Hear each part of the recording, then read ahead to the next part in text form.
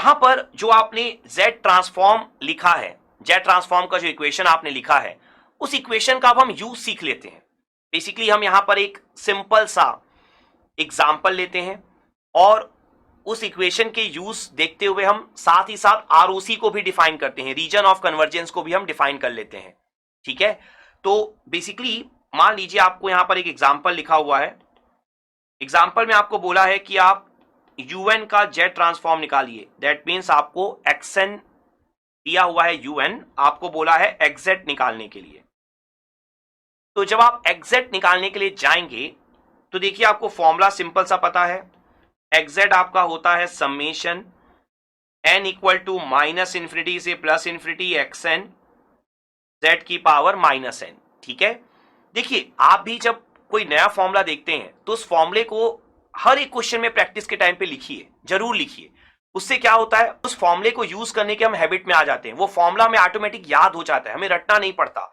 तो हमेशा हैबिट बनाइए कि हर एक क्वेश्चन के स्टार्ट में उस फॉर्मूले को लिखना है हमें, चाहे हम घर में प्रैक्टिस ही क्यों ना कर रहे हो। ये काफी इंपॉर्टेंट पॉइंट है। नाउ यहां पर जब आप एग्जैक्ट का इक्वेशन अब सॉल्व करेंगे तो ये कितना हो जाएगा, समेशन, देखिए यूएन है, यूएन आपको पता ही है, यूएन या यूटी का काम ही क्या होता है, लिमिट डिसाइड करना। तो यूएन है, यूएन कहां से कहां तक होगा, जीरो से लेकर इन्फिनिटी तक, क्योंकि यूएन जो होता है राइट साइडेड होता है। तो जीरो से इन्फिनिटी तक यूएन की वैल्यू क्या होती है, 1। तो आप लिमिट क्या रखेंगे, एन की वैल्यू 0 टू इन्फिनिटी, एक्सएन की वैल्यू 1 हो जाएगी, तो क्या बचेगा, जेड की power minus N.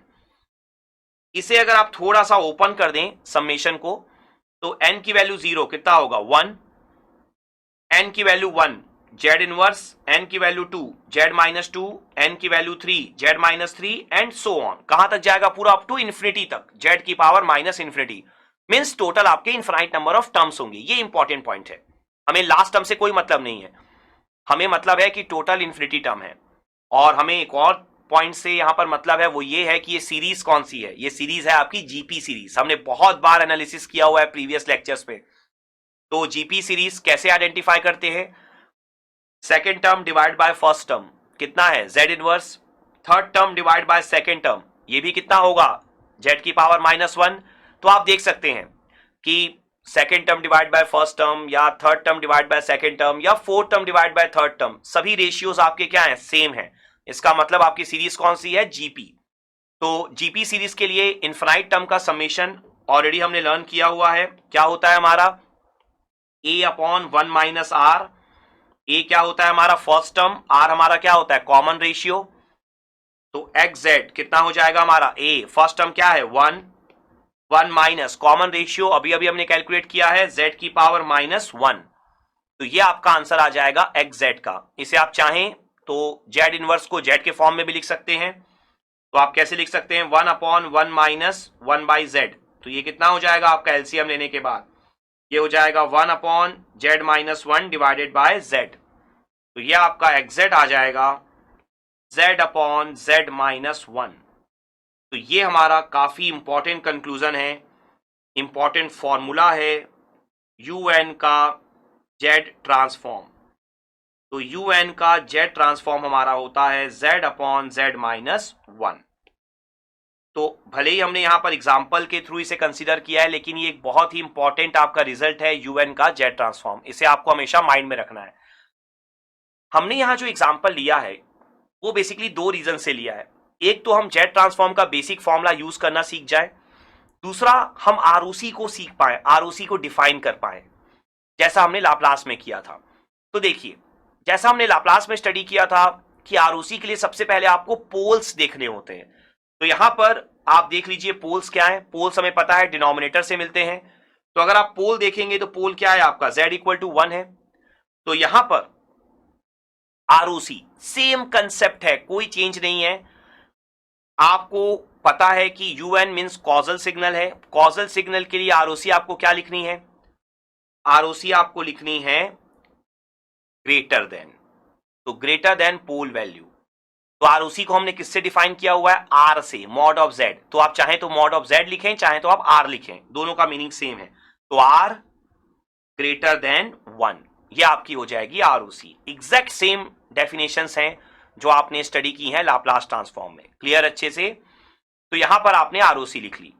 Now next अगर हम बात करें यहां पर आरओसी जो आपने अभी यहां कॉजल के लिए लिखी है ग्रेटर देन, अगर ये एंटी कॉजल सिग्नल होता तो आप सेम आरओसी क्या लिखते, लेस देन लिखते। ठीक है, तो जिस तरीके से हमने लाप्लास ट्रांसफॉर्म में यूटी और यू ऑफ माइनस टी के बीच रिलेशनशिप डेवलप किया था, जिसका यूज करके हमने बाद में सारे कॉमन सिग्नल को कॉजल से एंटी कॉजल में चेंज किया था, सेम कंसेप्ट हमें जेट ट्रांसफॉर्म में भी फॉलो करना है।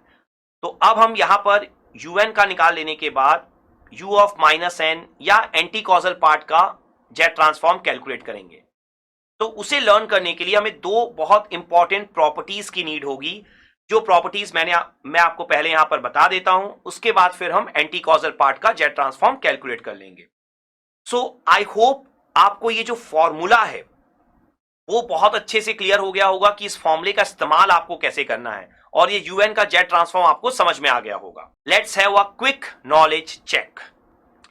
नाउ जो आपको प्रॉपर्टीज यहां पर स्टडी करनी है, उसमें आपकी फर्स्ट प्रॉपर्टी जो स्टडी करनी है वो है आपकी टाइम रिवर्सल प्रॉपर्टी। तो टाइम रिवर्सल प्रॉपर्टी क्या होती है हमारी, तो देखिए टाइम रिवर्सल मींस अगर आपका एक्सएन का जेड ट्रांसफॉर्म एक्स जेड है, तो एक्स ऑफ माइनस एन का जेड ट्रांसफॉर्म हमारा होगा एक्स जेड इनवर्स।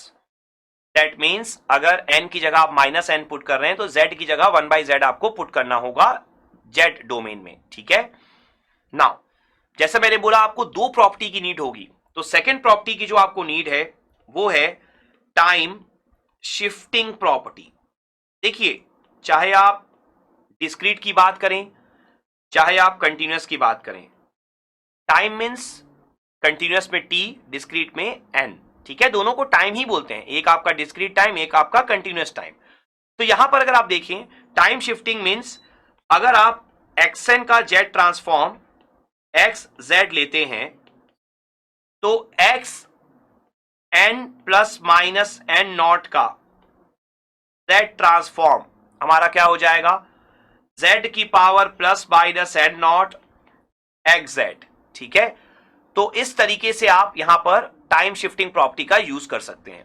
जैसे कि मैं आपको दोनों प्रॉपर्टी के लिए पहले एक एक एग्जांपल दे देता हूं, उसके बाद जो रिक्वायर्ड हमारा जो एम है बेसिकली वो हम यहां पर अचीव करेंगे। हमारा एम क्या है कि हमें एंटी कॉजल पार्ट के लिए जेड ट्रांसफॉर्म निकालना है। ठीक है, तो एंटी कॉजल पार्ट के जेड ट्रांसफॉर्म को समझने से पहले हम इन प्रॉपर्टीज को समझ लेते हैं। तो देखिए यहां पर एक एग्जांपल ले लेते हैं हम, सेम एग्जांपल हम दोनों के दोनों प्रॉपर्टीज के लिए यूज कर लेंगे। तो सपोज करिए आपको यहां पर एक्जेड गिवन है, या आप ये ले सकते हैं कि एक्जेड आपको गिवन है जेड ट्रांसफॉर्म ऑफ एक्सएन। ठीक है, तो एक्सएन जो आपको गिवन है, मान लीजिए आपको एक्सएन यहां पर गिवन है यूएन, तो एक्सएन अगर आपको यूएन गिवन है तो आप उस केस में क्या करेंगे, उस केस में आप सबसे पहले एक्स जेड लिख लीजिए। एक्स जेड आपका क्या है, Z upon Z minus one. अब अगर मैं आपको बोलूं कि आप u ऑफ माइनस एन का निकाल लीजिए, तो अब आप प्रॉपर्टी का यूज देख लीजिए। जब एक्स एन का एक्स जेड होता है तो एक्स ऑफ माइनस एन का क्या होता है, x Z inverse, means Z की जगह 1/z।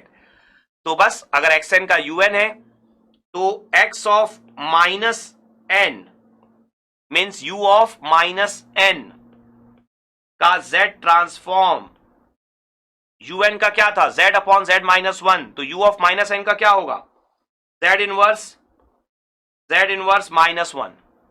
ठीक है, तो यहां पर अगर आप इसे थोड़ा सॉल्व कर लें तो ये आ जाएगा, देख लीजिए आप z इनवर्स को क्या लिख सकते हैं, 1/z माइनस वन। तो ये आपका सॉल्व करने पर क्या हो जाएगा, देख सकते हैं आप यहां पर 1/1 माइनस जेड। ठीक है, z कैंसिल हो जाएगा एलसीएम लेने पर। तो इस तरीके से आप टाइम रिवर्सल प्रॉपर्टी का इस्तेमाल कर सकते हैं। और जो हमने अभी u ऑफ माइनस एन निकाला है वो भी एक इंपॉर्टेंट रिजल्ट होगा हमारे लिए आगे जाकर। ये इंपॉर्टेंट रिजल्ट नहीं है लेकिन इसका यूज हमारे लिए होगा अभी आगे आने वाले एंटी कॉजल पार्ट के कैलकुलेशन में।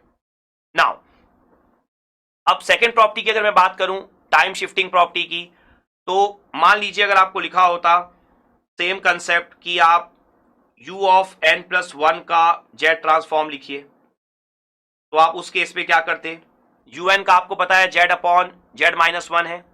देखिए आपने टाइम शिफ्टिंग प्रॉपर्टी क्या लिखी है, n प्लस अगर n नॉट करते हैं, ठीक है, तो यहां पर z की पावर n नॉट होगा प्लस में, क्योंकि जब आप राइट साइड प्लस लेंगे लेफ्ट साइड प्लस होगा तो राइट साइड प्लस, दोनों सेम होंगे, तो z की पावर n नॉट xz। तो आप देखिए यहां पर आपने n प्लस 1 लिया है, मतलब n नॉट की वैल्यू क्या है 1, तो आप क्या लिखेंगे z की पावर 1 इंटू xz क्या है हमारा z अपॉन z माइनस 1, तो आंसर क्या हो गया z स्क्वायर z माइनस 1। तो इस तरीके से आप un प्लस 1 का भी कैलकुलेट कर सकते हैं। तो बेसिकली ये एग्जांपल्स जो मैंने आपको दिए प्रॉपर्टीज को लर्न कराने के लिए थे, तो आई होप आपको ये प्रॉपर्टीज जो हैं वो बहुत अच्छे से समझ में आ गई होंगी, जो आपके लिए एंटी कॉजल पार्ट के कैलकुलेशन में यूज होगी। Let's have a quick knowledge check.